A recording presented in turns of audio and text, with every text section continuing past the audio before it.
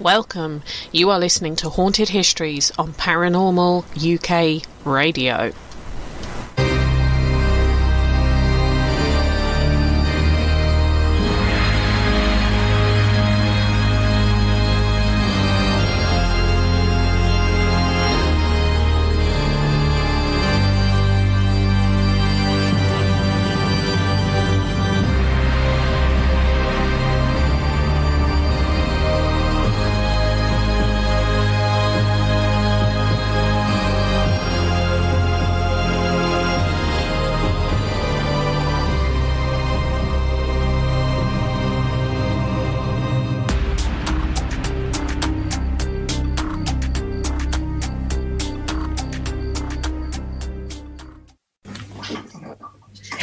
Hello and welcome to this episode of Haunted Histories on Paranormal UK Radio. It's me, the one and only, the paranormal historian, Penny Griffiths-Morgan. I hope you're all keeping well. Now, if you're listening to this on Monday, Bank Holiday Monday, 3rd of May, and it's before 7:30 p.m. in the UK, you have still got time to head on over to the British Skill Museum, pop 5 of your loveliest British pounds through the computer system and purchase a ticket to watch me do a talk for them entitled The School That Never Sleeps. Those of you who've bought my new book, Paranormal Playtime, may be thinking, why am I going to pay money for stuff that I can read? Well, there's a few bits in there that you won't have read in the book because I did some extra research to give that little bit of added extra that, you know, I like to do, added value and all that. Well, my show tonight, whenever it is you're listening to this, it's with 2 very good friends of mine, and if you can't understand them, I will put subtitles up. They're laughing at the moment. There is a bit of a standing joke between us that I'm the one that they can't be understood and that they're speaking perfect Queen's English. Yeah. Okay, boys. Yeah, you probably do recognise them because at Christmas, I think it was at Christmas, I managed to make myself sound like I was trying to conjure Satan by reading a story in Black Country speak. Now, they probably don't need any more introduction than that, really. It's Russ and John from Wednesbury Paranormal. Boys! Hello. Oh, good evening. How been you all? How you doing? How you doing all?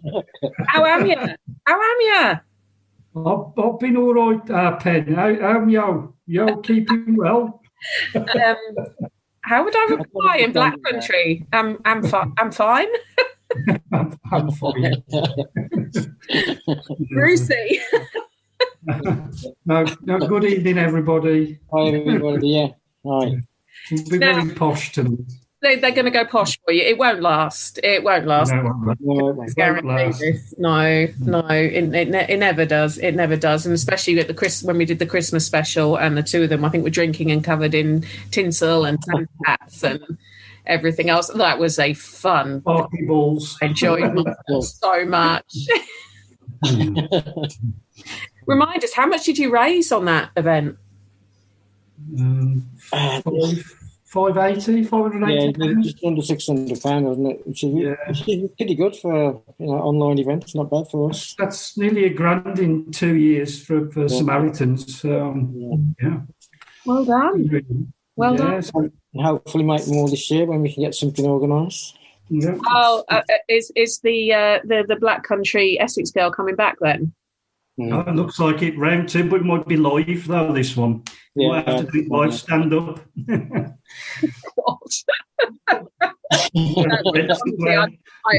was snorting with laughter trying to read that, and it really did wonder if I was summoning some kind of demon or something. I was going to have to send back on its way because, yeah. Well, we thought I was reading from the Book of Necromonicon book. I think the Book of the Dead. It sounded like it. It's so funny. That's so funny. I still think my favourite word to read was Balder. I was so proud of how I said Balder. You did really well. You did really well, Penny. Yeah. It was good fun. It's always good to sort of have a bit of a laugh and take the mickey out of yourself. And at least Dennis could understand me. Speak that language. We can't understand Dennis, to be honest. Dennis is 100 metres away from me, and I can't understand him. Wow. Street dialects. Is that what it is? He's with the street man. So how you guys are classed as West Midlands? Yeah. What we're going to be talking about tonight, Cannock Chase, the infamous Cannock Chase, is classed as Staffordshire.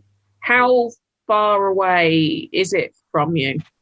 For me, it's around 9 miles. Oh, so not far at all then. No. Quick jaunt down the M6 in about 15 minutes. Couple of stops on the M6. That's it, really. Okay. Yeah. Now, I know that, I know, John, especially, you've been doing some day trips there. You've been sort of exploring a bit on the Facebook page. What is it? I'll ask John this question first. What is it about the chase that fascinates you so much? There's just so much history to the place. We're going back to medieval, year 1290, previous to that as well. Originally it was the Cannock Forest. I think it's around 1290 it became the Cannock Chase, so as it was called then, Beau d'Isère. Mm-hmm. The title that was given at that time in the 1300s. It's a massive area. You got 49 square miles of forest. Right. Land, and there's so much happened there and been going on there. They've found so many medieval camps there. Mm-hmm. And it's just there, but most of the things for the medieval stuff is all hidden under the trees and the brush. But quite recently, they managed to find it using LIDAR. I don't know if you know about LIDAR, which is the laser scanning. I know that sometimes they can look from the air and see the undulation of the ground, and then they put that information along with the scanning that they do on the ground, and that's how they marry up archaeologists. And they literally take out all the trees and all the brush out of the picture, which leaves all the land underneath, and you can see from the land underneath what was there. It's just an amazing place. It's just brilliant. And there's so much of it. I've been going every day for about 4 weeks nearly, but I haven't even been touched it yet. Cool. Mm-hmm. So, same question. Russ, same question. What is it about that fascinates? With me, it's just the plectoral of paranormal activity there. Really, it's just immense. There's nowhere on the planet like it really to cover such an area. There's I think John's hit on it. There's 29,000 people living roughly in and around the perimeter of Cannock Chase. Yeah. And I'm not sure if John was right. It's 40 miles I think it's about 26 miles. I think it is. I'm not 26 sure. Square miles. Yeah. On a perimeter, yeah. But it seems like 40 miles once you're in there because it's absolutely immense. Yeah. But you've got so much, it'll rock your boat, Penny, in relation to so much history. John hit on the forest, being named Cannock Chase in the 13th century. But there's an Iron Age hill fort there, and that's 2,000 plus years old. Iron Age hill fort, and what they found there. They've still got a lot of earthworks there. It's still there originally from 2,000 years. Obviously, they found lots of industry there. There was they've uncovered one main gate, and then a few hundred years later, the Beau d'Isère that John mentioned built a hunting lodge there, and I think it was the Bishop of Coventry and his hunting lodge. They built it there, so it was like a Tudor hunting lodge, actually in the middle of this fort. All this history. You've got everything. You've got a lot of coal mining in there. You've got Shugborough Hall that's within the compound of it. That's a very old house. And all these incumbent with paranormal sightings, and there's just tons of it. There's tons of stories, and hopefully we can hit on, between us, me and John tonight, we can hit on a few of these tales for you. Like you say, the history of it is, I did focus on the 20th century history, I must admit, because that's what quite fascinates me, and I kind of have a few theories I want to run past you. But yeah, it does seem to be a very varied, shall we say, place. The fact that it is an area of national beauty, a designated area of national beauty, but it's one of the smallest apparently in the UK. at 20 miles. Yeah, like you said, there was an Iron Age hill fort at Castle Ring. Would that be right? Castle Ring? Yeah, yes, Castle Ring, yeah. The chase itself is made up of lots of different little parishes. The Four Crosses pub, isn't that part of the chase as well? That's in there as well, yeah. Because I'm going to be at the Four Crosses in August with Haunted Happenings when they're doing their weekend event. So it's actually been quite fortunate doing this research. Means I don't have to do so much for that day because I'll be doing some history talks that day. So it's We'll have to have a word with Hazel and come and pop up and see you. That would be great. Yeah. I don't know for sure who's going to be there yet on the sort of the guest list. I know that Barry John is due to be there. I know I'm due to be there, and obviously you'll get the great guys from Haunted Happenings will be there as well, and I think even the great Hazel Ford might make an appearance, which would be good. You know, she does exist. She's real. She's a real person. You can't miss her. She's like an Amazon woman. She's tall and blonde and stunning and everything else. And I'm short and blonde and squat, and I come up to her armpit. We make a funny duo. So you've got so much stuff. I mean, the Four Crosses is always said to be one of the most paranormally active places that there is. And I'm looking forward to finding that out myself in August because I'll be sleeping there for 2 nights as well. But what I found amazing about the chase, excuse me, is the stuff that went on there. You've got. We'll talk about the 20th century stuff in a second, but you mentioned Beaudesert Hall. Well, the chap who actually built that, I think it was Sir William Paget. He was actually the first. He brought the first ever blast furnace to the West Midlands. That's pretty cool. Correct, the Paget family gas, 16th century, First ever blast furnace. Unfortunately, Beaudesert Hall is actually no longer there. I think there's part of the coach house, isn't there? But the rest of the building got very badly damaged by fire in the early 1900s, and then was eventually. The Grand Lodge is still there. That was built in, I think it was 1814, something like that. But that's still probably the only remaining element of it. So yeah. So unfortunately, not much of it remains of that period of history. But spiritually it is, with the first Marquis of Anglesey roaming around. Tell me more, my friend. Go on, what happened? Well, basically now it's used as when the Cannon Scouts and the Girl Guides, etc., for camping. Mm-hmm. And there's numerous reported sightings of the first Marquis of Anglesey, who was a former owner. Mm-hmm. And riding his horse on parade around the grounds. So, we haven't seen that one yet. One of the ones we've got to do, but it's a common sighting. So you've got to go to school. You've got to dress up as Girl Guides and go camping. Yeah. That would be a video, wouldn't it? Try to be nice. I keep telling you things about them. Triggers work. Sounds like fun for me. Just a bit of reenactment. John, we could do it. Oh, yes, it is. You actually go there with school. Yeah. I did go with school there.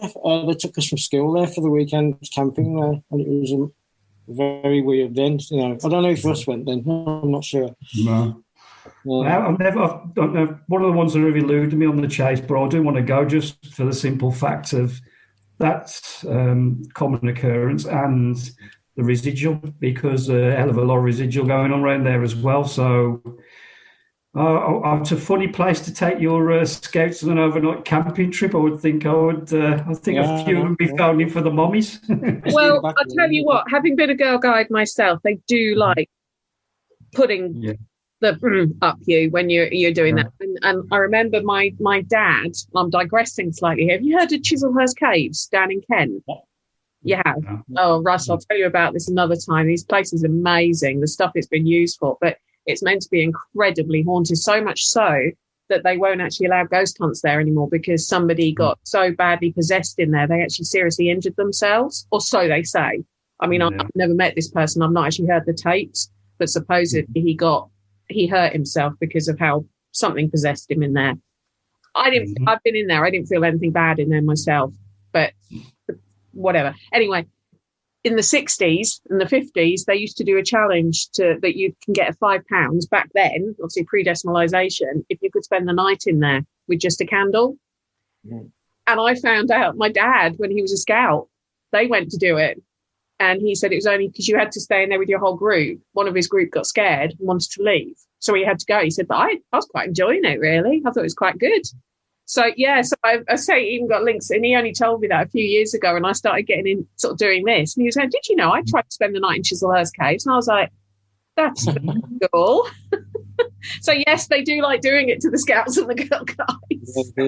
Yeah, initiation, I think, isn't it? Yeah. I think so. Well, if we have a look back at all the paranormal investigators, perhaps we have all got a history of the guides and the boys brigade, etc. Perhaps it's a grooming ground for PIs. Nice. I don't know any of the guides who I was in the Girl Guides with still, whether they know any of this, but I know some. Jane Harris was a former brownie. There you go. Well, I was a brownie and then a guy. Prove the theory. Barry Guy, Scout. Russ was trying to get into Jane's group for quite a while, but he couldn't get in. A brownie group. I was a gnome when I was a brownie. I was a little white gnome. Anyway, so this place, I mean, it's fascinating, and actually I can understand why people want to camp there, because telling a few ghost stories around a campfire is quite good fun when you're 11, 12 years old and scaring. That's another story I could tell you about when I was told a ghost story around the campfire as a guide, and they had to remove one of the girls because she started screaming. She was so scared. But anyway, our entertainers pageant, and we got our pennant for doing it. The other thing I found before we get onto the sort of 20th century stuff, which I'm wondering if it has led into some where I want to start talking about all the paranormal things, the rabbit riots of the 1750s. Have you heard of these? Yeah. No, I haven't done that one. John, you did all my research for me. John, are you looking at my notes or something? Is that why you know all about it? No, I've been doing a bit of research while I've been looking at the chase, that's all. I haven't read into it, though, that much. I have heard about it, though. The rabbit riots. I mean, I kind of, there isn't much on it, actually, to be fair, but basically it was to do with the fact that because the way the land was granted, locals weren't allowed to farm it, in effect. Yeah. And I think it was the Pagets were farming it, and the locals were getting annoyed that they were getting all the rabbits, which is what they'd use for food, in a nutshell. And so, they rebelled against it and started destroying rabbit warrens and stuff in it to stop them getting the rabbit riots. Only on Cannock Chase. Funny. Cannock Chase, yeah. I mean, all over the country, you've had agricultural type riots. I mean, you had big ones in Norfolk in the 1500s. Robert Kett was one of the main protagonists, and he was hanged outside the Norwich Castle walls for it. But it's rabbit riots. There you go. Here we go, John. Right. We'll try investigating for rabbit riots if there's any death. Being walled up for rabbits, that's what I've It's quite weird, isn't it? Putting a gibbet for rabbit riots. But some of the other things that come up when you Google Cannock Chase, UFO sightings. Yeah. We can talk about that one. Lots. And an awful lot of stuff to do, with black-eyed children, which I'm going to come on to in a bit, and a lot of cryptozoology type things, including supposedly a pig man who is in there. Our favourite subject and what we went hunting. Go, pig man. That's why Circle Ring is, I'm quite passionate about that, is because myself, John, and the famous Andy Moore were in the backwoods of Castle Ring one evening, and Andy led us to an area which he kind of felt an energy coming from. Mm-hmm.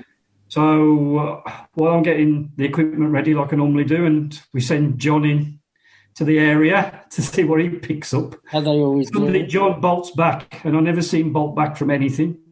He bolts back onto the bridle path. I drop my bag, run over. Suddenly John gets his camera out, starts taking pictures. And then all three of us standing in a line while John's taking the pictures. And I'm saying, okay, Andy, what you picked up on? He said, no, something watching us from in the forest. John said he bolted back because he saw something. And then the three of us at that moment felt all I can describe it as like a force field, wasn't it, John? Like a wave of energy come from the forest. The wave of energy came out, that's us, didn't it? So John, being the true pro he is, 3 pictures, snap, snap, snap. And on one of the photographs is, all I can describe, we all thought it was an elemental of such, if you believe in the Fae and etc. Somebody protecting sacred ground. Yeah. Brilliant picture, solid picture of a figure, a balded head, like an alien grey, if anything. But the link to the pigman is, I didn't know until I'd done my research a few months ago on the pigman that he or it roams that particular backwoods area. Yeah. And so my theory is now that we've actually got the snap of the pigman, and I've been throwing that to John. John, it looks like a pig if you look at it closely. We're trying to clear the picture up so you can get a better view of it, but it's difficult, isn't it?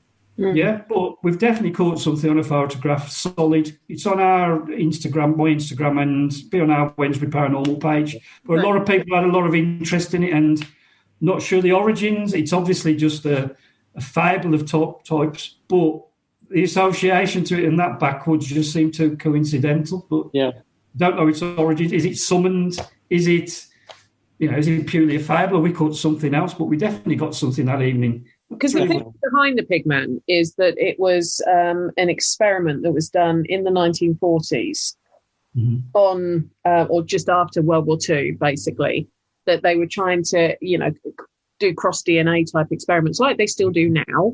I mean, we know full well they've tried to manufacture human organs in pigs for transplant and everything because the genetic side of things is very, very similar.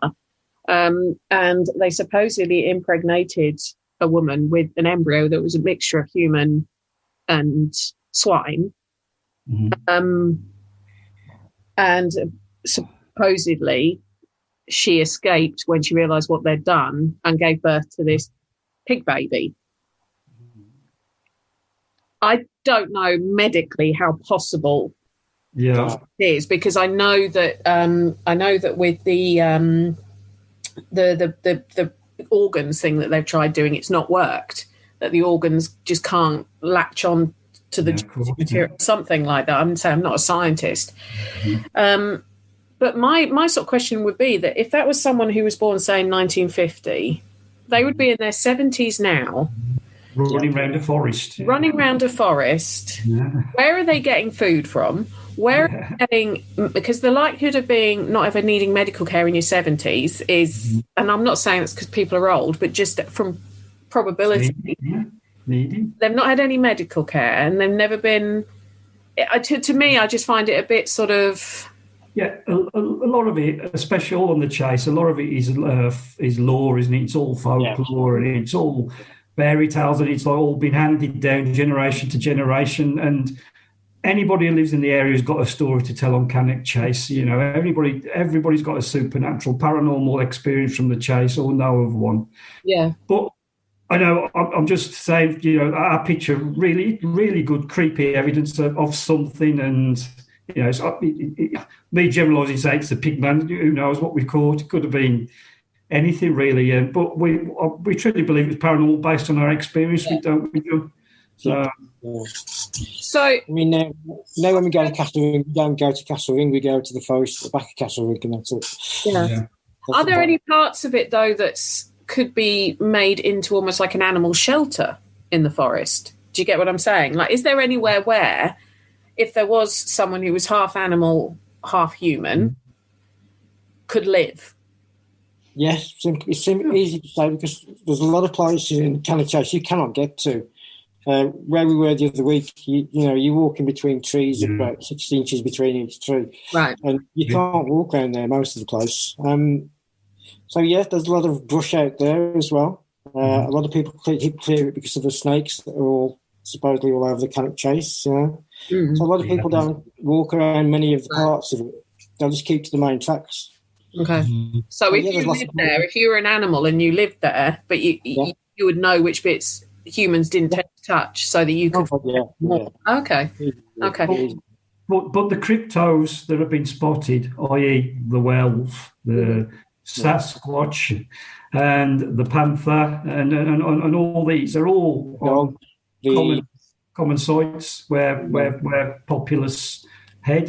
So a lot of German war graves, etc. They're all spotted there. So who knows what lies in the untouched areas? So, I mean, one gentleman spotted a 7-foot snake going through the brush or something like that. I think it was 7 feet or something, or probably even bigger. So there's masses of stuff out there. The thing is, that could be someone's pet that they got fed up with and they dumped it in the forest. I mean, it's like when people say about, there's crocodiles in the sewers or alligators in the sewers. There possibly could be, because people have, they've dumped an animal down. I mean, I hate to say it, I have heard of people dumping reptiles down toilets thinking that's the easiest way to get rid of them. And it's absolutely abhorrent to me because they're a living creature and everything else. But, it is quite, I'm not saying they're going to be killer crocs and everything, but a 7 meter, I don't know about 7 meter python, but 7 foot. No, I think it's about 7 feet, between 7 and 14 feet. I can't remember now. That wouldn't be that big. That for a full grown python, that's right. Not unheard of. You described the giant serpent. Don't make me run. You want to see me? I wouldn't go head to head with it, but it wouldn't do much. But the thing that they associate with the human pig embryo is Pie Green Tower. Somewhere called Pie Green Tower. I've heard of Pie Green. We haven't been there, have we? Apparently there's a tower there that they associate with the UFO sightings and the experiments and everything else. The reports I was reading has said it's the UK's own Area 51. Okay. That's one for us then. Another one. That's all I could find about it. That say whether it is MOD and it's classified, I don't know. Brockton Village, I've got down as the main UFO hotspot, which is a very nice, quaint little village, and I call it the gateway to the chase. And a weird incident there in relation to an alien was that I don't know if the guy had been on a few bevies the night before or what, on the same night, but he drove past and he saw a group of aliens pushing a car up a hill, apparently, and that's like a famous grey alien incident on the chase. So that's all. You know what I just got images of then? Only Fools and Horses, when people saw Batman and Robin. Batman and Robin, yeah. I was like, okay, so you're here. You've travelled light years to be with us, and you're going to help a guy push a car up a hill. Yeah. I think it was possibly some guys on a stag do dressed up as aliens, possibly. Well, they've been picking mushrooms from the forest, yeah. But it is a documented incident, apparently. So, I mean, it does seem to be a forest thing. You've obviously got Rendlesham Forest is another one that's happened in a forest near Brighton, which has just escaped me the name of it. There's meant to have been loads of those sort of incidents. So it does seem to be one that gets. So even Epping Forest in Essex has those things associated with it. So is it because? And I'm not saying they do or don't exist. I'm just thinking about this as a journalist sort of thing, a questioning. These things do seem to happen around built-up forests, like very well-established royal, and because Epping is a royal forest as well, royal forests. Do you think it's just because people just don't understand what's going on in them that it's easier to possibly equate it with being paranormal than it being a natural habitat that we're potentially destroying when we pull them down? I think a lot of them are IFOs, identified flying objects that they're seeing. Yeah. So they're seeing military, they're seeing technology that we can't comprehend, that's not classified to us yet. Mm-hmm. I think also the land is hugely effective. So if you go somewhere where there's a lot of earthworks, so if you're going to ancient burial grounds and the circle ring with the iron fort, they seem to be attracted to those type of areas. Now, is there something that needs to be discovered in relation to a power source on these type of ancient lands? As you say, they're always attracted to this rural, this forestry type areas. But that could be the IFO, the military. They want to keep them away from obviously prying hours, because if they come down, they're going to come down in a populated area. If they come down in a forest, then that can be retrieved. So that's always been my argument, hasn't it? If I've travelled millions of miles to a planet, why wouldn't you go down Birmingham High Street or London Westminster instead of a forest in the middle of nowhere? Yeah, exactly. It just well, that's my own opinion in relation to why they always pick forests. And so again, if it's military, it can come down and be recovered, section the area off, and they can get at it. If it was this, as John says, it was in the middle of Birmingham High Street, then you've got hell to pay. So I just wonder, it's to look into when some of these accounts started, and most of them seem to have started in the 1980s. Yeah. I can't really find anything to do with the unusual experiences. But with some other places, I found them dating back further, but not for the chase, which I found quite interesting. This is linked to what you were saying about identified flying objects, but in the 20th century, the chase has had a lot of military exposure, for want of a better term. So 1914, it was a military training camp in World War One. I think over 40,000 people being trained there before they went to the front. I think it was. We was there the other week, and there was. You what? Sorry. Holes in the ground, weren't there? From ammo. We was there the other week, and we found all these ammo holes, ammunition holes in the ground where they've been practicing. So that's spot on. Yeah, so there's about 40,000. There was two camps with 20,000 in each. Then you had sort of from about 1917, you had the POW camp as well. You had Brindley Heath's War Hospital, so you had that going on. They did actually put back, because the huts got removed at the end of it all. I think whichever lord it was it Paget or whoever it was owned the land at the time. He sort of said get rid of them, I think in about 1921. And they ended up, one got used as a village hall because these huts were so well constructed, but they did put one back. There is one still there now, isn't it? It was rebuilt in 2007 as a kind of a memorial to show people what happened. Then in 1838, you've got RAF Hensford was there, which wasn't a full-blown airfield, but did have aeroplanes landing there on their playing fields. Right. Now, my sort of thing is, if those aeroplanes were landing on a playing field, they would have been making a weird noise, because they wouldn't have been ones that needed a big long runway. So we're probably talking about quite light aircraft here, maybe Lysander's and that kind of thing. Could people be mistaking the echoes of that for UFOs now? Yeah, sure, could be. Because my argument is, why would the UFOs only start from 1980 onwards? Whereas those of us who and all right, I'll hands up, I do believe in extraterrestrials. I do believe there's something else out there. I think that it's very arrogant to think that we're the only solar system that has some kind of life on it. When you think a star is potentially a solar system in its own right. It's my personal opinion. I don't know what that life form is. I don't know if it would be like us, if it would look like little green men or whatever. But I do think it's arrogant to think we're the only life source. Why would they only start visiting from the 1980s, whereas other accounts say they've been visiting back to the year, there's hieroglyphics in Egyptian tombs and Stone Age pictures and everything else. So could it be it's an echo from the past that people are seeing, and because it's the easiest thing to go to is UFO? What do you think?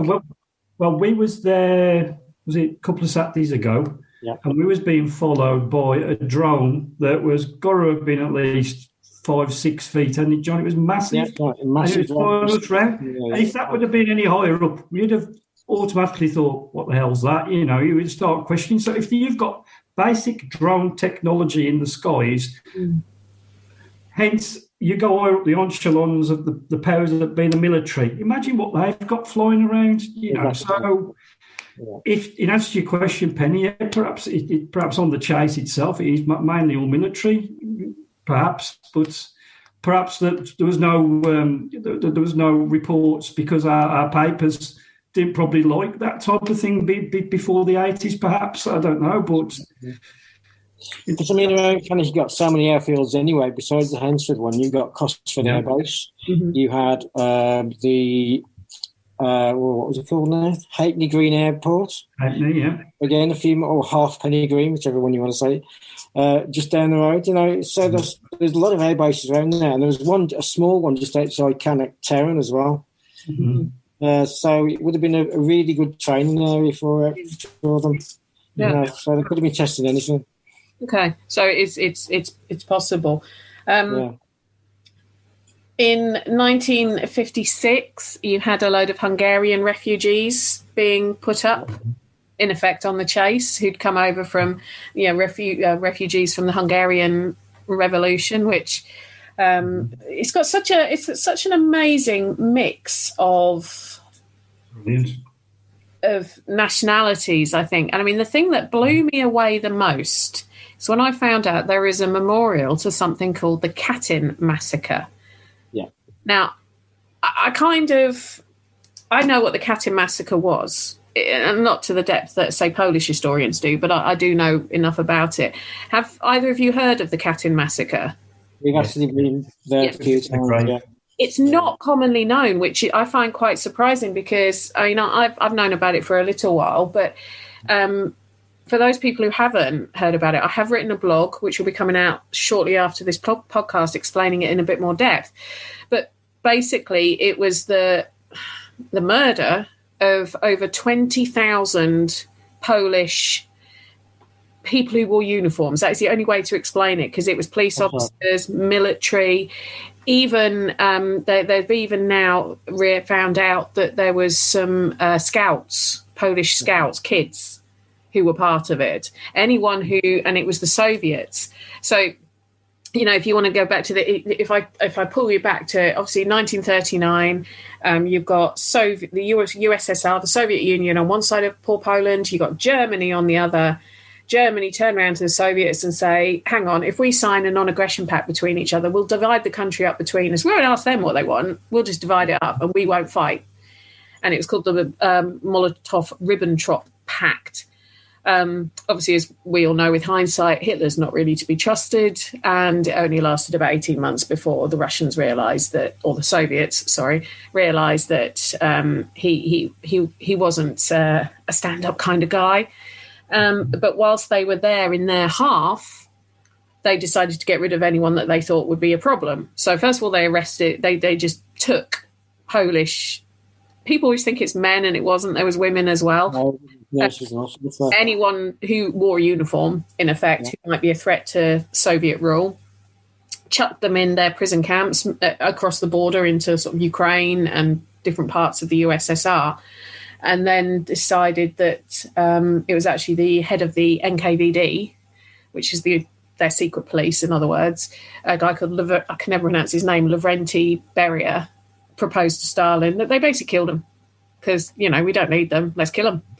And so they started shipping out 100 of them at a time. Now, it's called the Katyn Massacre because there was nearly 4,000 bodies were discovered in this forest at Katyn. And that's become symbolic for the whole genocide. That's a very, very potted history of basically what happened. There's more to it than that. And if you read up about Lavrenti Beria, he makes my skin crawl. But you guys and I were talking before we started recording about why is there a monument to something that happened in the Eastern Bloc countries, Cannock Chase, in a wood in Staffordshire. Yeah. And I think, Russ, you were the one, you were telling me why. Yeah, it's a demographic, isn't it? It's a lot of Polish people found home in the local area to Cannock. So, and I think in relation to the war and how they suffered, and that there is a German war grave of 5,000 graves in Cannock Chase solely for Germans from the Great War and World War II. There's also the Commonwealth grave as well, and next to the German war graves. So it was only right and fitting that something like that was remembered for the community, really. So I think it was petitioned to do that. So. Because you say about so many of them settle in Staffordshire. if you have a listen to the show I did on Anzio Army Camp, Anzio was part of a bigger Polish resettlement camp, and there was a lot of them in Staffordshire. So yes, I mean that I did wonder if that was the reason, and it does make sense that so many Poles who were displaced, who couldn't go back to Poland after World War II because of the fact it was now under Soviet rule, and they knew that. Well, firstly, they wanted a free Poland, and also, they would be in danger if they went back because I believe Soviets were even, if they found Poles in POW camps, the Red Army, like there was some they found in Auschwitz, that the Red Army didn't actually release them. They chucked them into their prisoner camps and said they were going against the Soviet people, and although it wouldn't have been safe for them to go home. So they resettled and never went back. They were never able to go back. They died before they were able to see Poland. Yeah, I feel so sorry for Poland. I know we're not talking about Poland. We're talking about Cannock Chase. But I feel so sorry for the people of Poland. It makes you feel more comfortable about it. It is in a beautiful little area, isn't it, John? It's a beautiful little memorial. It's all lit up with candles, and it's a place of solitude and somewhere you can definitely... This is what surprised us when we first saw it, because it's out of the way. You wouldn't even know it was there unless you passed it accidentally. You have the Commonwealth graves, you have the German war graves in a totally separate place. Mm-hmm. So we're talking an extra 500 yards up the road. There's a small lane. You walk into the small lane into the chase, and it's on the left-hand side, and it's just on its own. It's really peaceful. Yeah, but it is one of those things that a lot of people even people who think they know quite a lot about World War II and the history and everything had never heard of it. Or the other one I get from people is they assume it was Germans who killed these Poles, and it wasn't. It was the Soviets. And it was only 30 years ago that the Soviets actually admitted it. They tried to make people think it was Nazi Germans who murdered all these Poles, but it was the Nazi Germans who discovered the first mass grave in Katyn. So it's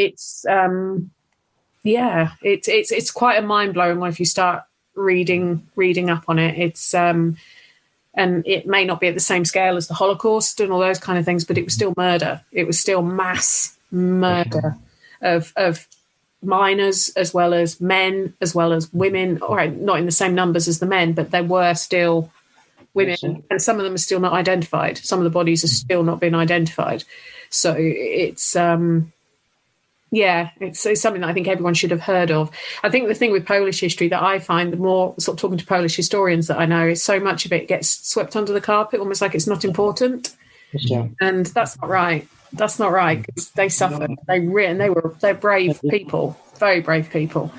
So you're talking about the graves, the POW graves and everything else. There is actually Austrians there. There's Ukrainians there as well. Yeah. There's some quite famous pilots, German pilots. Hans Hahn's there. Karl, I can never pronounce it. Rich Searle is there. Battle of Britain pilots who crashed during the Battle of Britain. Famous German bases. A complete crew of a Zeppelin that came down as well. Sorry. Yeah, there's a Zeppelin crew. Zeppelin came down as well. Yeah, there's a crew in pilot. Yeah. Mass grave. Yeah, most people don't realise about the Zeppelin raids in World War One. When you sort of say that World War Two wasn't the first time that England was bombed, Britain was bombed, they sort of look at you like you're nuts. And it's like, if you look into Wednesbury got hit by the Zeppelin, didn't he? We got hit by the same Zeppelin. That's the war graves are for in the country. Because the Zeppelins didn't come that far inland, because they just couldn't. Part of the fact they were so slow that if you were near an airbase, an RFC airbase, they could get their biplanes to intercept. But also the fuel, they just didn't have enough fuel to come too far inland, which is why a lot of the places they hit, like Scarborough, Great Yarmouth, Harwich, all those sort of places were on the coast. Now, what I was going to come to with. There's still an awful lot of people that would look at these German war graves, or say German, even though there's Austrians, Ukrainians, and see them as being the enemy, see them as being bad. Okay, I don't know if you know where I'm going with this yet. Now, you've mentioned that the werewolf has been seen supposedly around the graves. Yeah. Do you think that it maybe it started almost as a bedtime story, if you like, for someone saying, Wales bad, German's bad. I'm not saying Germans are bad or anything like that. I have German friends I love to pieces. But do you think it could have been something like that? And then, as you say, the story got a life of its own? It's a possibility. I don't think so. I think no. Okay. You tell me why you don't think so. It's been sighted in various places, not just around the graves. It's been sighted down the road, sighted on the chase in a completely different area. So I don't think it is because of that. And I've visited the German war graves, the cemetery, a few times now, and it is a gorgeous place, which is so well looked after. It is amazing. It's for a cemetery of that year. It's just a stunning place. No, personally, no. I don't know what Russ thinks, but I don't think that's the case. Okay, it's with cryptoids with me. It's very hit and miss, and as I said earlier, in relation to pigmen, it's a lot of lore, as you say. It's a lot of tales, etc. But my main of interest paranormally with the graves is that they often see a lot of residual there in relation to see a parachutist hanging in the tree. Yeah. Special parachutist, he gets seen quite a lot. Right. And quantum cyclists and stuff like this. Yeah. There's even been a report of a group of Nazis, smoking and chilling in their attire. Yeah. So there's a lot of reports from there. There is the werewolf ones, obviously, but again, because you don't know, is it panther? We mentioned earlier of animals roaming, that pets get let out. Could it be the famous panther that gets seen on the chase? Yeah. And werewolf again. As far as we're concerned, it's more likely to be. I mean, professional cryptozoologists have been on there studying for this thing, haven't they? Right. Mm-hmm. And searching for. So that there's got to be something there to get a professional cryptozoologist interested in a case. Okay. For me, I mean, we don't know. We have no idea about it. Yeah. Let's face it, dogmen, tales of dogmen are global.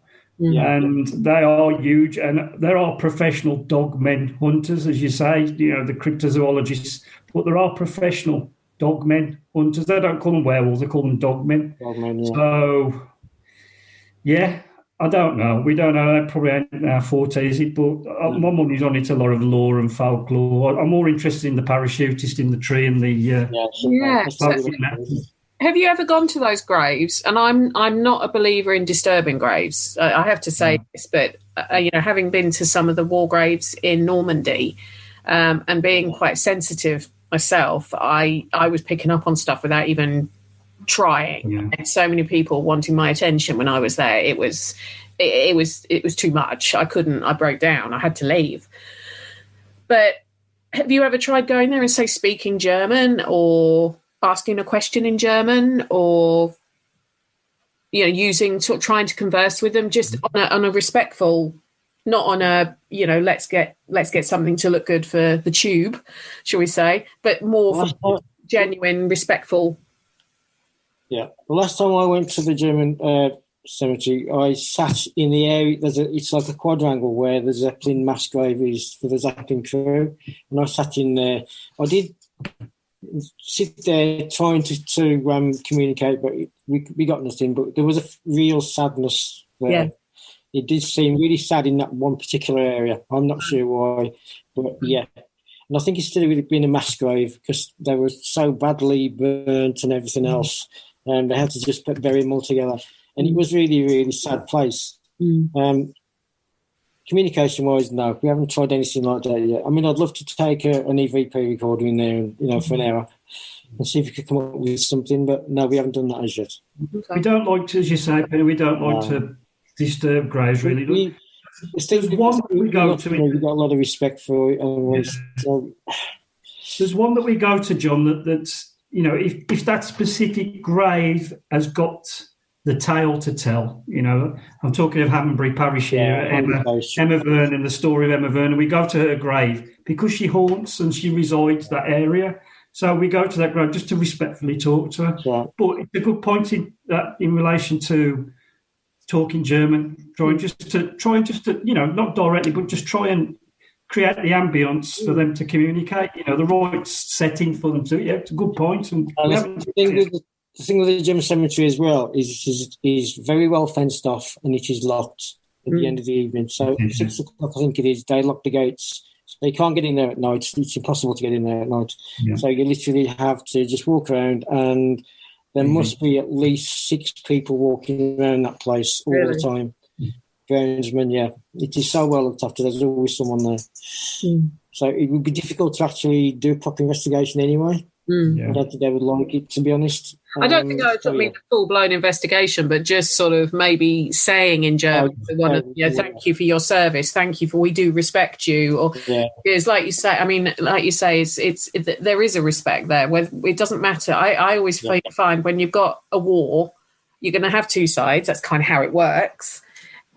Just because, and actually digressing, this is a conversation my husband and I always have, that, studying World War I and World War II, you only ever get it from the Allies' perspective, because you only ever get it from the winner's perspective. I'm interested in what the other side dealt with, so I have actually started, my husband and I both started reading a lot more, especially World War II at the moment, but books from the German perspective, like how they saw it and what happened to them. And it's I mean, even if you read something like All Quiet on the Western Front for World War I, which is written from a German, you forget you're reading it from a German. I know it's fiction, but it's got truth in it. You forget because you think they're still young guys. They were still hoping to get married one day and have children. They still like going out for a drink.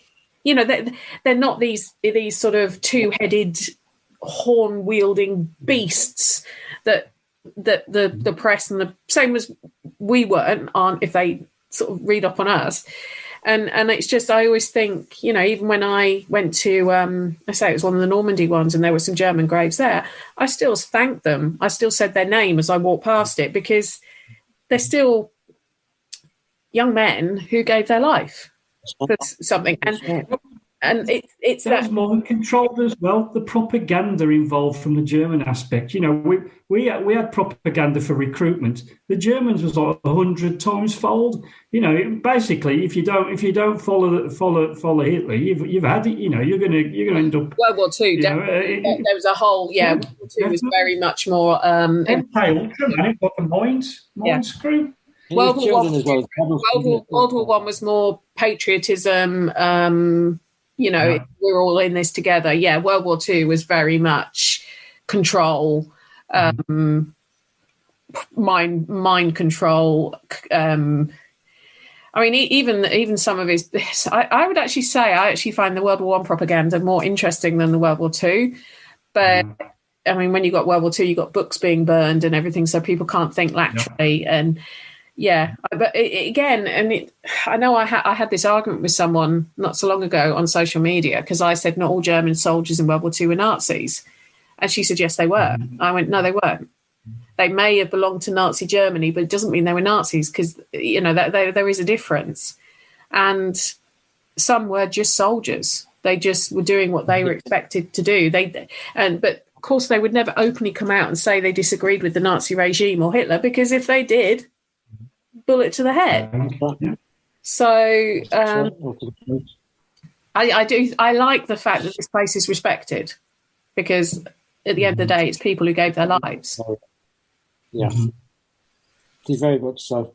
It's a lovely place to go and just sit. Yeah. If you can get an afternoon off down there, sit down among the graves and just sit there. It is so tranquil. It's unreal. But I find if it's residual. Sorry. I just said, but you're sitting there taking all the ambience in, and if it happens, a little bit of residual, a little bit of singing, German singing, something like that, then you think, that's it, that's brilliant, that's what you want. You can do it respectfully, can't you? You can. You don't need to be proactive. I mean, like I say, when I went to one of the D-Day cemeteries in Normandy, I wasn't going there to investigate. I was going there to be respectful. And I got pushed. I got chronic chest pain in one bit. I kept hearing people talking to me, like loads of voices behind me. It was overwhelming. I wasn't there to do that. I was trying very hard to block it, because it was like I suddenly had a wash of, you can hear me, can't you? You can hear me. And it hurt. I mean, the different pain I was going through, the different parts of my body that were getting hurt and everything, it was painful. But it's hard to explain to someone that's never experienced that before, because it doesn't always happen to me in graveyards. But there, I had to leave. I couldn't. I was sobbing, but I was silent sobbing, if that makes sense. I wasn't like, ooh. It was just, my husband said my tears were just rolling down my face. He said, I don't think you even realised. So it is. When you go to the Four Crosses, give yourself, an hour? And you just go to the graveyard there, and you just find it. It's just lovely. It will destroy you can probably. Yourself. I probably have on. I think it's worth you going there, to be honest, Ben. I definitely plan. I do plan to, because I say it's a 2.5, 3 hour. I think it's 3 hours, 3.5 hours from me to drive up there. So I'm coming up on the Friday. So I do plan to explore a little bit if I can. I don't know what my what the boss is going to want me to do yet, so I don't know what my hours are going to be. But the other thing that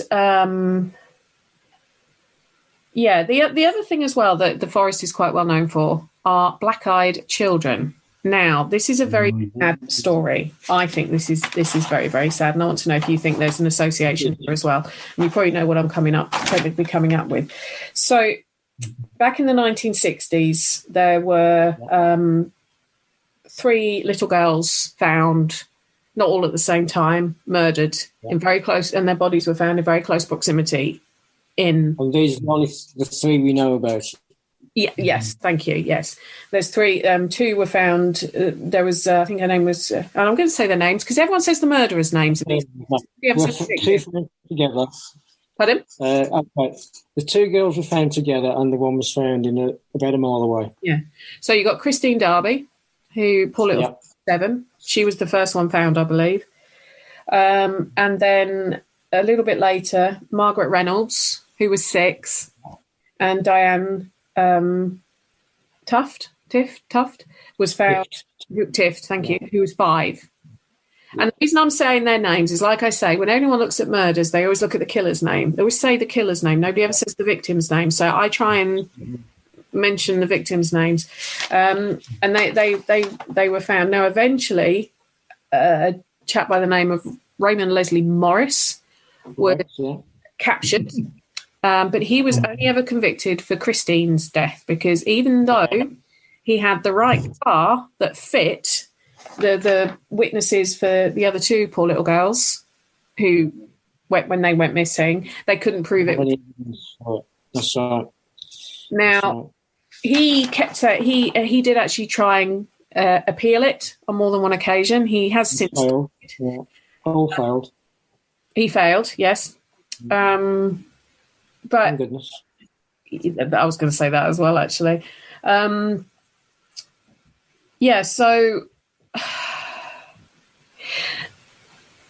I wonder.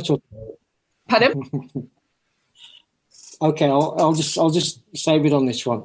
Okay. Mr. Raymond Leslie Morris lives just out that window, or used to live in there. You can see his flat. I was going to say he's dead. How can he still be living there? Yeah, he died in prison at the age of about 84, I think it was. Yeah. After a very 45 years in prison, in Preston, HM Prison Preston, a prison where no one appeared to know what he'd done. Yeah, so he had a very comfortable life in prison, if you call it a comfortable life in prison, and died of natural causes at the age of 84. When was that now? I'm thinking now, 2014 he died. So he had a very comfortable life. Even though he was a paedophile, a rapist, a murderer, he had a good life. You know, they even had taxpayers pay £5,000 to bury him. Which, you know, for me, you can dig a hole, dump a minute, set fire to it, and that ends that. Thing is, it's a shame the other prisoners didn't know what he'd done, because I know people who work in prisons, and I know how they treat child killers, not paedophiles, but child killers. He wouldn't have made it to 80s. He got away with it. We don't know why no one knew about it, or what reason no one was told why he was there. But no, none of the prisoners or any of the staff seemed to know what he'd done. So, unreal. Yeah. Started December 64, I think it was. And it actually started before the three you're talking about. December 64, a young girl was taken from Bloxwich. Yeah. She was assaulted, strangled, and thrown in the ditch. We think it was on Cannock Chase, but it doesn't tell you. But she wasn't actually dead. He left her for dead, but she survived. And she was found by a cyclist who was passing and heard her crying. Mm-hmm. So that was the first one. I won't name that one. Then 8th of September 1965, I think it was Margaret Reynolds. She was on her way to school in Aston in Birmingham. She was abducted, murdered, and then on the 30th of December, a few months later, Diane Tift, who was 5, she was on her way to her nan's, I think, from her mum's house. She just round the corner from her mum's house, yeah. And then that was the last time she was seen until both bodies were found together in, I'm trying to think of the name of the lane now. Again, on Cannock Chase in a lane. They were found together, one on top of the other. So, it's sad. Then there was one on December 64 in Bloxwich. A young girl was taken and strangled. Like I said, there was a Margaret Reynolds went missing on the way to school in Aston 65. I'm trying to think, so I'm going to my brain now what there is. Yeah, we know of 3. There's a possible 4 that they had linked to him, which was in a village off the A34, which is down further through Cannock. This girl disappeared and has never been seen since. Because didn't they call the A34 murders? Because it all happened within proximity. No, the A34 is the road he used to use. Yeah. To go to and from work and etc. And also off Cannock Chase. So he would use this road a lot at the time. So it's sad. But it's one of the theories that these black-eyed children that are seen are actually the spirits of these. One of them, yeah. I don't believe that. Black-eyed children is a phenomenon globally. I mean, it is globally everywhere. Now, I'm not saying these poor souls don't reside where they was, and especially the ones that haven't been found, because they want to be found and they want to be put somewhere close to the families, But black-eyed children are a different phenomenon. It's global. It's totally global. So, but could it be that what's been seen isn't a technical black-eyed child, but could be child, dirt in their eyes, and that's what people are thinking? Do you get what I'm saying? I'm with you. It does seem to be, right, and I'm not a skeptic. Well, I am skeptical, but I'm a skeptical believer. It does seem to be that every single paranormal and weird phenomena is associated with the chase. It's like, pick one that isn't, and I'll give you a $5. Do you know what I mean? So could it not be that it's just all these things are being thrown at it, but nobody's ever really sort of said, well, is that technically correct? Is that technically a werewolf? Is it technically, or does it look a bit like it? So that's the easiest phenomena we know of. I mean, when the story of the black-eyed children began, it was even rumoured that the pub where you're going to, the Four Crosses, which has just come under new management, it was even suggested that the new manager was making the stories up to get more custom. Right. Yeah. So, what I know about the black-eyed children, what I've researched about them, the origins are from America, and they're relatively new stories. I think it was some journalist was coming home from the cinema one evening on a car park, getting into his car. 2 youths approached him, demanding to get into his car, and he's there going, no. And they was very insistent, trying that he could actually feel himself being persuaded to let them in the car, mentally, some kind of ESP thing, and he was going to do it. And then until they looked up at him and they had these dark eyes, So what's the reason for the dark eyes? I don't know. Is there a sinister sinister energy around there? Is there something that's alien? Something. But there are enough reports to substantiate an investigation. But the Cannock Chase links, as you say, Penny, is it these poor children that have gone missing, Is it a simple fact they've got dirt in their eyes, and they're all dishevelled because of it? You've got to give it some reasonable logic behind it. Yeah. It's also, again, it's like I said before, we only know of these people we've named tonight. I'm sure in the 1960s there were more than 4 children go missing and not to be seen again, So we really don't know how many we're talking about. And it's ancient lands as well, On Circle Ring, there's reports of a weeping girl in the middle of the centre of the ring, all in a white dress, crying and screaming. I think it was Brockton or Sitting Mill, one of the villages on the Chase, where they can hear screams of children from deep in the forest.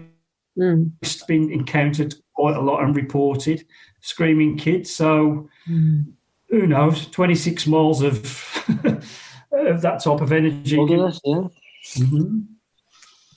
Yeah, I mean, there has been a lot of death in the Chase. I mean, going with not just those 3 little girls that we know of.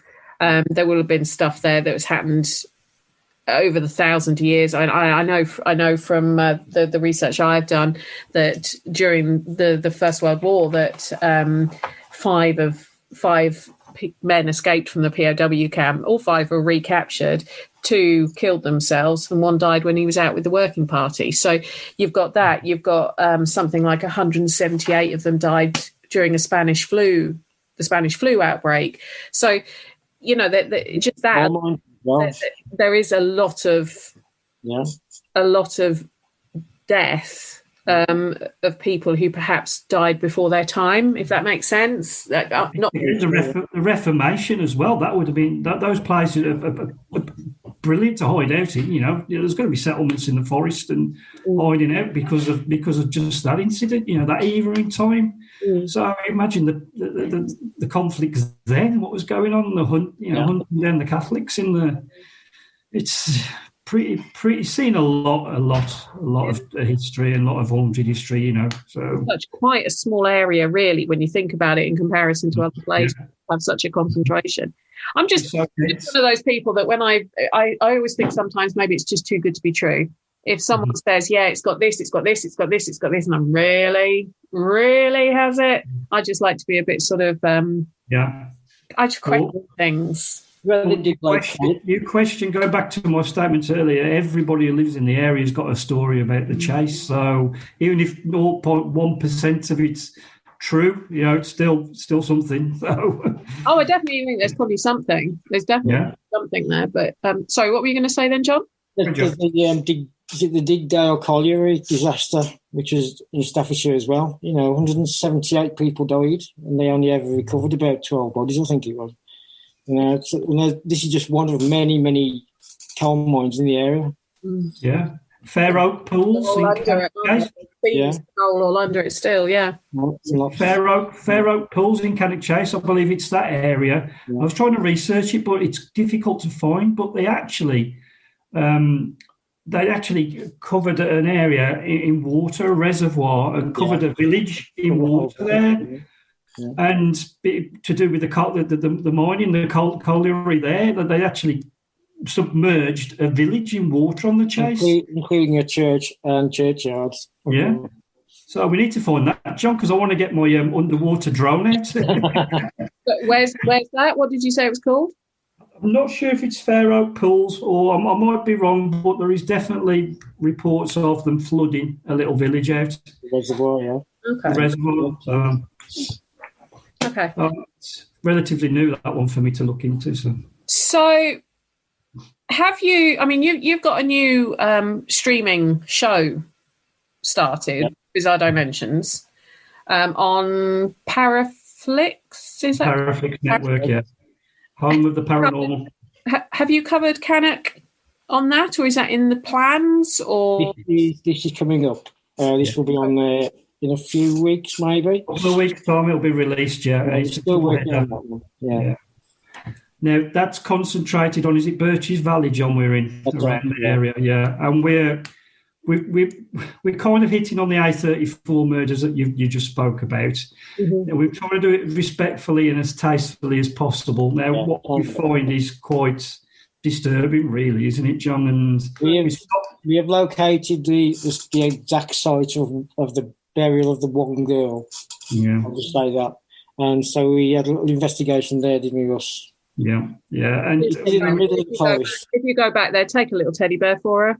Yeah. Oh, yeah. We was honestly, we was really respectful, and we didn't go there, to disturb anything or anything. We were just trying to pick up on residual or some intelligence, and to see if there's any way we could help. What best we could, just tell her story, type of thing. And what we got back on the spirit box is just mind blowing, wasn't it, John? And we had dates, the actual date come through of when one of the incidents occurred. So absolutely, you verified that. Verified it. It's all verified, and it's the actual location where he was, which was linked to as well.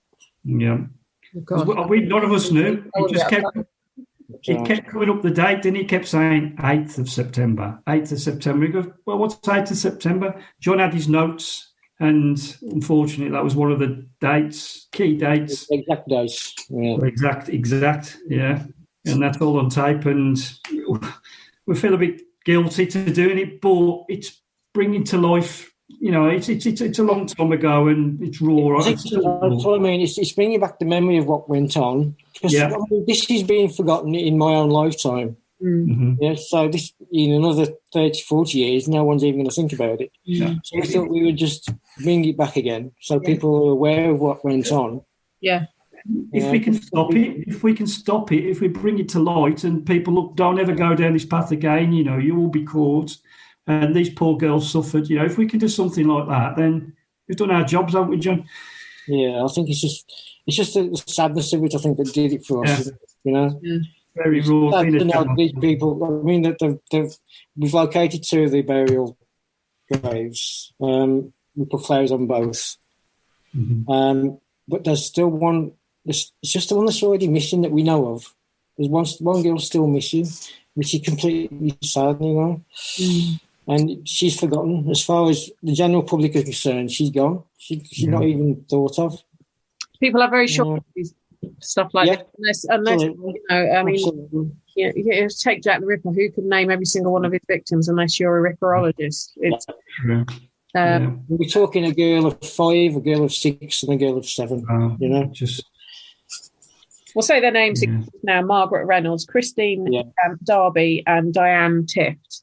Yeah, Diane Tifty, the 5-year-old. Yeah. And I mean, if I could give you all 20,000 names of the Catton massacre, I would give you those two, but I haven't got them. No. That's a lot of names, but I do think that we focus too much. We glorify serial killers a bit too much. Absolutely. I'm fascinated by what makes people tick, but I don't think I'd ever be writing to one in jail, like proposing to them. Especially when they've killed little girls. Or not only just kill them either.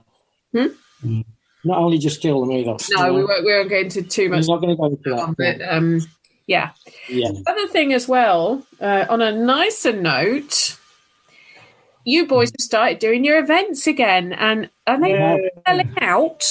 Are they selling out? Yes, very much so. Yeah, we're still waiting for places to open up properly, so we still have bookings to make. We'd like to try and get into Guys Cliff this year and Woodchester if we can. But yes, we have a few booked, and they're selling quite well, really quickly, to be honest. So we're at one tomorrow, Penny. We're at the House That Cries tomorrow. I don't know if you've heard of that one. I've heard of it, yeah. Yeah, we're there tomorrow. So made famous by a BBC documentary about the place, saying it pulls water in the foyer, and it got given the name the House That Cries. But apparently it's haunted by a poltergeist that grew up with the children of the clergyman owner that owned the place. Right. And he left, but the poltergeist didn't, apparently. So we're looking forward to that. Very nice little building, still got its charm and all the furnishings from that era. So yeah, including the grand staircase, which is very, very active, isn't it, John? So we have been there before, haven't we? There's people forget that. I just sit on staircases in some of these buildings. Yeah, staircase is the main footfall. Yeah. Mm-hmm. Cool. Link all over the place. Yeah, that's right. Exactly. People forget about the staircase and they think I'm weird when I sit. Halfway down the stair is the stair where I sit. Well, I'm quite happy there. Put me there with me recorder and my mail me. I'm in the hallway by the front door, Everybody just walks past it and goes and investigates the rooms, but your hallway is your main entrance. Exactly. It's thinking laterally. Don't do what everyone else does. Definitely. Well, thank you very much, boys. How do people go about checking out your streaming thing with Netflix? How do they come about checking out your events? What do they need to do? Okay, www.paraflix.com. It's as I say, it's the home of the paranormal. Small teams like Wednesbury Paranormal ourselves are allowed to publish on there and do content with content producers. It gives a little guy a chance, and we've got our skill sets. We've got knowledge to bring to the table as well. It doesn't have to be heavily edited for entertainment. We bring this raw footage to camera. We do spirit rescue work, which has gone down really well on the channel so far. It's American owned. It's like Netflix for the paranormal, and it's really cheap subscription, and it helps small teams like us, small content producers like us, show our wares. So we're grateful for that. Check us out on Wednesbury Paranormal Facebook page and also on Twitter. So you're welcome. Our events are on there. A Wednesbury Paranormal events page on Facebook. We're not HH, Haunted Happenings or Dusk Till Dawn, etc. We are small, and we try and bring a personal approach to investing for people to come and give them free, set them up with the tools, tell them what to do if they don't already know what to do, and just go away and get some evidence for us. That's the YouTube channel as well for both Wednesbury Paranormal and Bizarre Dimensions. So, we're easy to contact and easy to find. Yeah, we're always around. These days, boys, I might just turn up at one of those investigations and just knock on the door, go, ta-da! You've got a season ticket. Just turn up when you want, mate. It'll be a pleasure. Yeah, cool. Definitely. Well, thank you so much, guys. I know we could carry on talking for ages. We've been talking for over an hour. So, and I've pretty much understood everything you've said. Yeah. Mm-hmm. Well, but we've not been bad today. We're taking lessons, aren't we? She's used to it by now.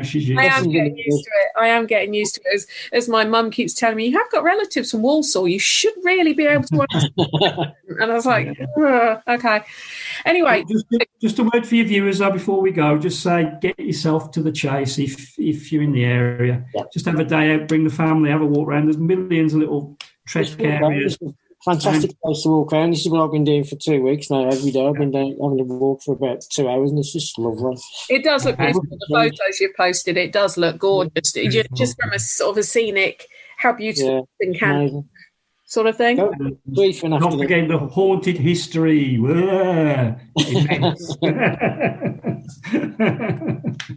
Hey, I'm going to have to go there with the military magnet head on, because with the amount of military stuff there, I should have activity pinging off within seconds. But there you go.